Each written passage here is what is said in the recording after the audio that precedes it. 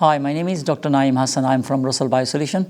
I work as a managing director, and also I work closely with Russell IPM team as a director of research. So we are collaborating with BioHUB Swansea University for a number of years on developing some innovative products based on microbials, especially Matricium anisopli, and also a semiochemicals, very important pest which worldwide called thrips. So we are two-fronting collaborating with in Swansea University Natural BioHUB. What it is, microbials is a very important part of our ecosystem, of agriculture ecosystem, and microbials has been used in the crop protection and prevention from a long time. But now we are in a challenging phase. Climate smart agriculture is a hot topic, and our farmers, our growers are having enormous challenge of this climate change atmosphere where sustainability and growing economically is a big challenge. On that aspect, if you look at every insect, most of the insect pests which we have in agriculture ecosystem is 60% to 70% of them pupate in the soil. So problem lies in the soil. And later on, when the crop goes in, and then the crops evolving and nice smell coming out, those insects who are sleeping inside the soil, they're breaking their cocoons, coming out, and then flying to the crops and laying eggs and doing further damage. So if we can target them when they are sleeping in the soil as a pupae, and our microbial tools are incredibly powerful. These tools, these microbes, Matricium anisopli, which we got from Swansea University, Natural BioHUB, Professor Tariq Bhatt and his team, there is a special strain called V275.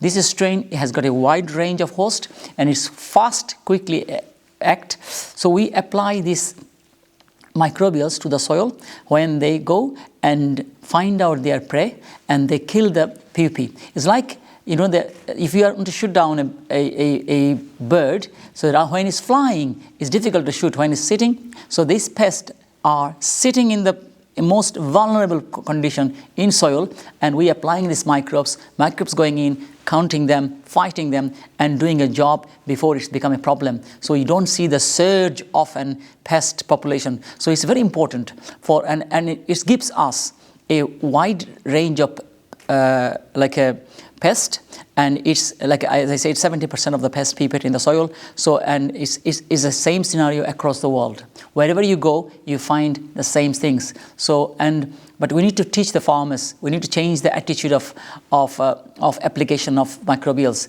Apart from that, it's a very great tool. Then you don't encounter with a panic. You don't come up with a unknown territory. The trajectory is known. If you apply in the earlier, you will build up nicely, and your crop will grow, and you will have a sustainable growth. And these systems are year on year built in your system. So they are sustainable, these are eco-friendly, and these are a real tool to combat the pest problem.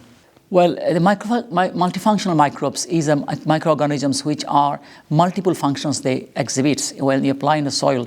And these are actually ancient.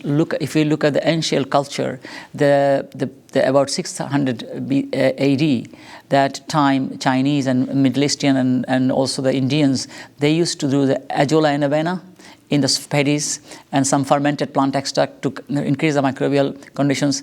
So look at the history. First microbials, Azotobacter, was regulated by US EPA in 1901. And today in 2020-25, we're talking about multifunctional microbes. And if we look at it, we are facing a challenging environment where we have a drought, we have unpredicted hot, and we have a less rain, and also without any prediction. When we need rain, there's no rain. When we don't need rain, there is rain. So in this climatic condition, plant needs support. Like multifunctional microbes support plants, reducing their stresses. Like, some plants, when they have a shortage of the moisture, what it does, it sends signals called ethylene expression signals. It signals that your vegetative growth is finished, go for the reproductive growth. So we see the stunting. Plant, rather than going in full swing, it goes into the off the shoot, and it's immaturely go to the ripening stage. So these multifunctional microbes cut that ethylene emulsion, ethylene emission from the soil, and send a message to the plant: look, you are not yet ripening stage, let further grow. And also these multifunctional microbes, they produce hormones, auxins, gibberellins, cytokinins in the root zone. So elongated roots get the roots to fetch their food from long distance. And other thing is multifunctional microbes trigger very important two function called ISR, induce systemic acute resistance, and another one is called systemic acute resistance. One is when the microbes goes to the soil, they making their structure make some metabolites, reduce when the metabolites goes in, it triggers the natural defense system, and from the root to send the signals to the shoot, and plant is ready. Any pathogen comes in, they are ready to fight, and it's in scientific term they call it priming the plant before the problem comes in. So you have increasing growth, you have phytohormone production, you have systemic acquired resistance or induced resistance. All these things together, it gives us a balanced feed. In our soil, there are second genome is the microbes, so important. Like the way we take yogurt in the morning of the breakfast, giving our tummy a nice balance, then our food can be digested properly.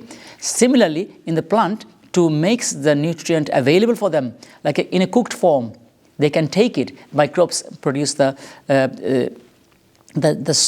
microbes producing soft acids, okay, which liberate the phosphorus, liberate the potassium, makes it available form, get into the plant. So it is actually acting in different front. First, as a root growth, nutrient efficiencies, supporting stresses, and inducing resistance. So therefore, it's called multifunctional microbes. So it's a bloodline.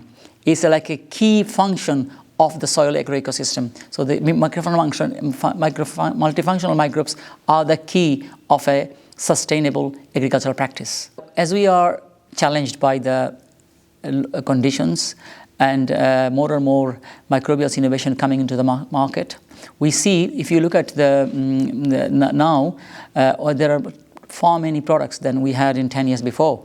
And around 100, over 300 to 400 biopesticides has been registered in the EU CPA. And in Europe, about 70 to 80 microbial agents is registered.